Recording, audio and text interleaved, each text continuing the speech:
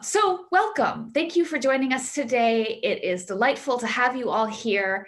Today's presentation is about half an hour long. We're going to talk about what ranked choice voting is, and we'll be learning how it could have a positive impact on our democracy. And at the end of the presentation, we will have about a half hour for questions. So if you do have questions during the presentation, please go ahead and type them in the chat box. And then again, at the end, we'll have a chance to review all of those and get into it. My name is Jessie. I'm one of your presenters today. I am a volunteer with the Whatcom County chapter. And what got me interested in ranked choice voting is when I lived in China and Vietnam in my mid-20s, I came back to the United States a few years ago, and I was just appalled at the divisive political climate that I found.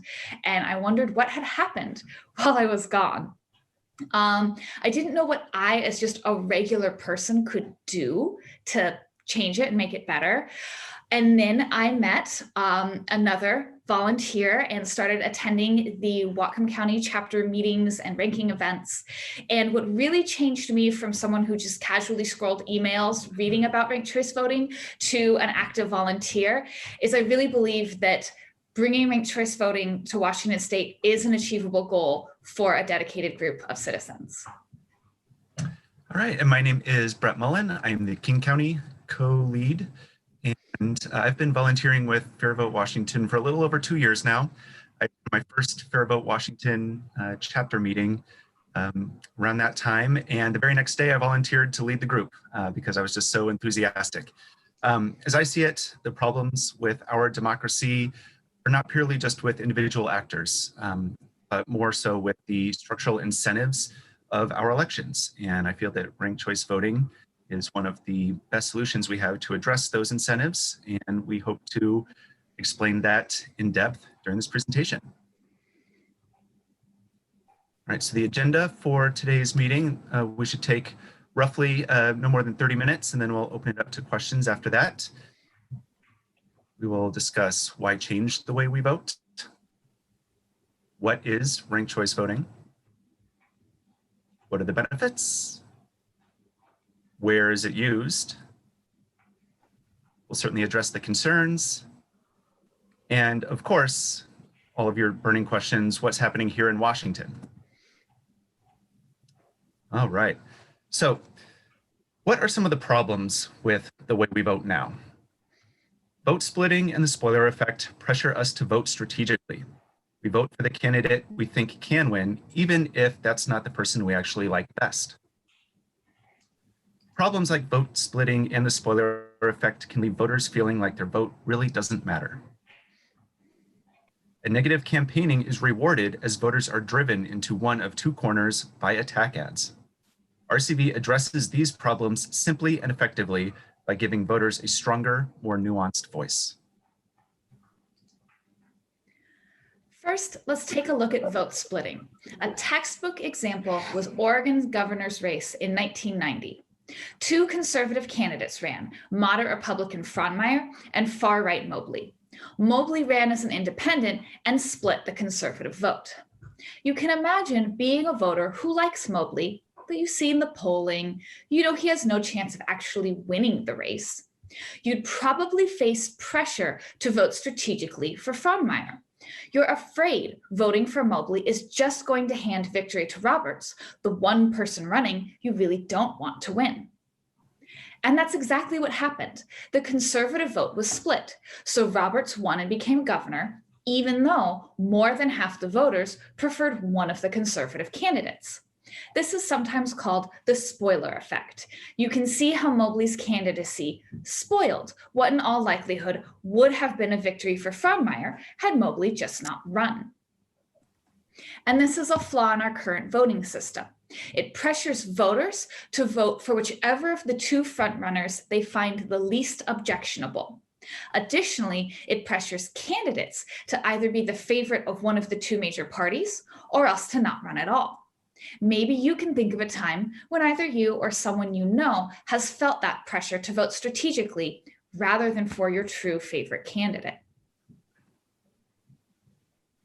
So here in Washington, we no longer elect our governors with less than half the vote, and that is a good thing. Our top two primary system was introduced in an effort to solve the problem of vote splitting and the spoiler effect. But in reality, the top two system merely shifts those problems back to the primary level. Vote splitting is a big problem in our state, and it affects both parties. In this race for state treasurer in 2016, voters who wanted a Republican split their vote between two candidates, while those who preferred a Democrat split their votes 3 ways. The two Republicans thus got the most votes each, so under our top two system, they were the only two who advanced to the general election, even though more than half the voters preferred one of the 3 Democrats. Under our current system, whenever similar candidates run in the same election, they punish and weaken each other, and they all lose.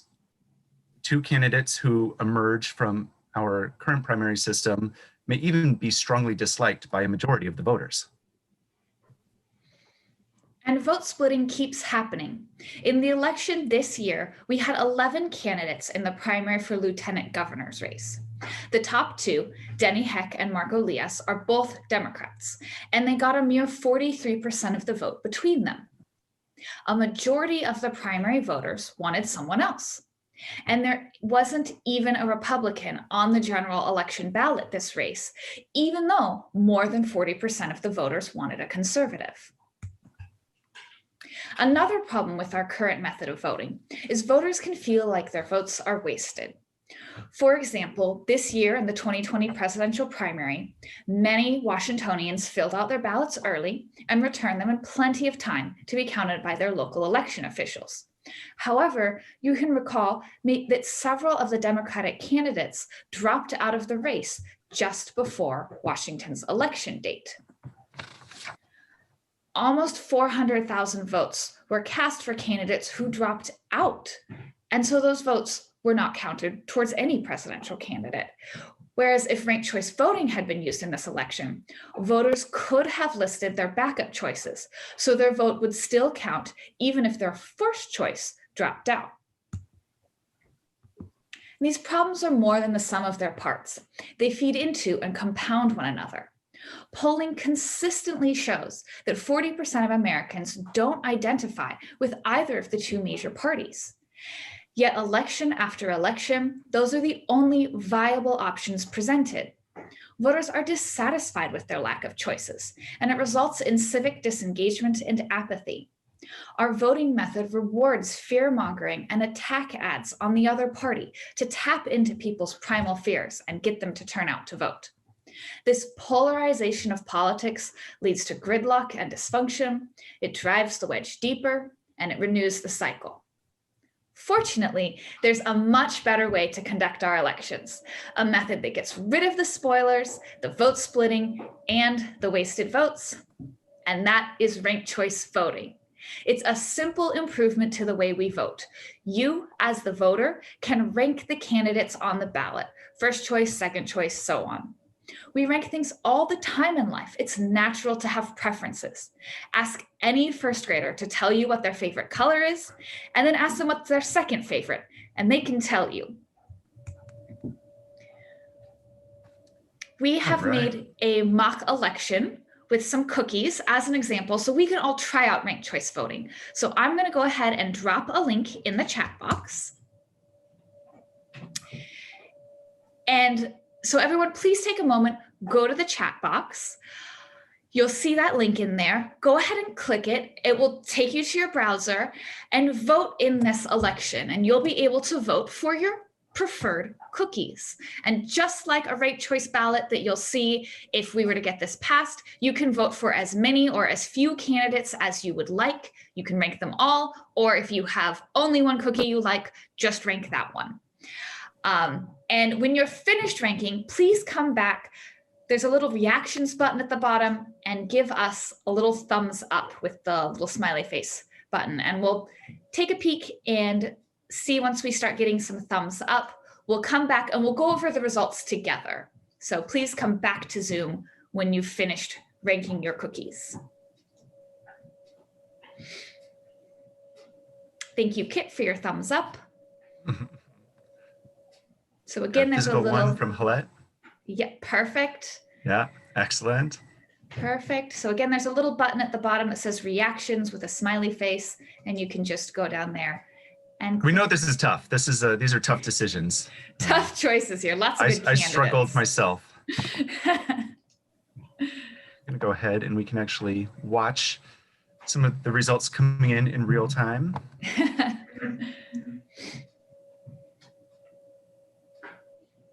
All right. Has everyone had a chance? Well, I'm sharing my screen. I can't see all the thumbs up. But here we can see it is a very tight race. All right, it looks like most people have had a chance to vote. So Brett, you want to go over the results with us? Yeah, let's jump into it. Okay, so first off, you may notice there are a lot more votes than people on this call. We've been running this same little exercise through several RCV 101 tutorials. So don't worry, this is not an example of any of that ballot stuffing or voter shenanigans that you've been reading about in the news. So here we have our 4 contestants. And after the first round of voting, you see over here, the 50% threshold would be 74.5 votes based on the total that we have in this election. No one is quite there yet. So if this were a regular election with plurality winners, you'd have Toll House Chocolate Chip winning with 28% of the votes. That right there shows that we have a little bit of a problem with the way that we do our elections. So in a ranked choice voting election, we then take the last place contestant, Ginger Molasses. Very sorry, however, extremely strong showing by Ginger Molasses. And we will then transfer their vote to their second place choice. And in a very elegant simulation there, we can see that 13 of those votes were now over towards Toll House. We have 10 of them going to white chocolate macadamia and 11 oatmeal chocolate chip. All right, we still have not reached the 50% threshold, so we now eliminate oatmeal chocolate chip. My apologies. But overwhelmingly, Toll House chocolate chip has now surpassed the 50% threshold. And as you can see, going through people's first, second, and third choices, we now have a winner that is preferred by the majority of the people who were in this election. And Toll House chocolate chip is the winner. White chocolate macadamia is forced to wait until the next election cycle. Thanks, Excellent. Brett. Right, Excellent. So one great benefit of voting using ranked choice voting is you see more choices on your ballot, since it's not necessary to narrow the field to the top 2 like we do now here in Washington. And with more choices, voters are more likely to find a candidate that they strongly support. So here you'll see Cambridge and Payson's city councils. Cambridge, Massachusetts has used a multi-winner iteration of ranked choice voting since the 1940s.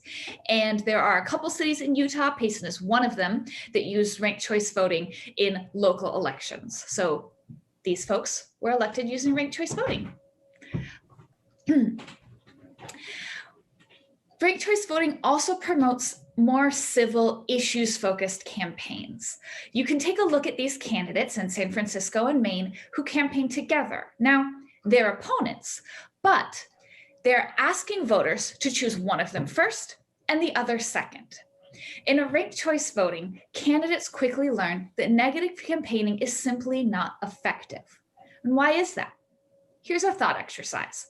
Imagine you're a candidate out knocking on doors, talking to voters. You come to a house with your opponent's yard sign. Normally, you'd skip that house. They've already made up their mind. But imagine it's a ranked choice election. Now it matters who else they prefer. So you go knock on the door, and when it opens, you see, I see you're supporting my opponent. Did you know he and I agree on this issue, and we agree on that issue? It's a whole different way of campaigning. You want to knock on all the doors and reach out to all the voters. Another benefit of ranked choice voting is it ensures more equitable, proportional results when it's used on elected bodies with multiple seats, like city councils, school boards, or port commissions.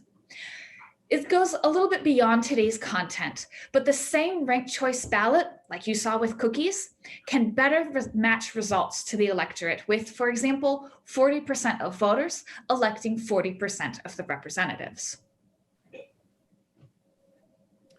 Ranked choice voting can also save election costs when you have one high turnout election.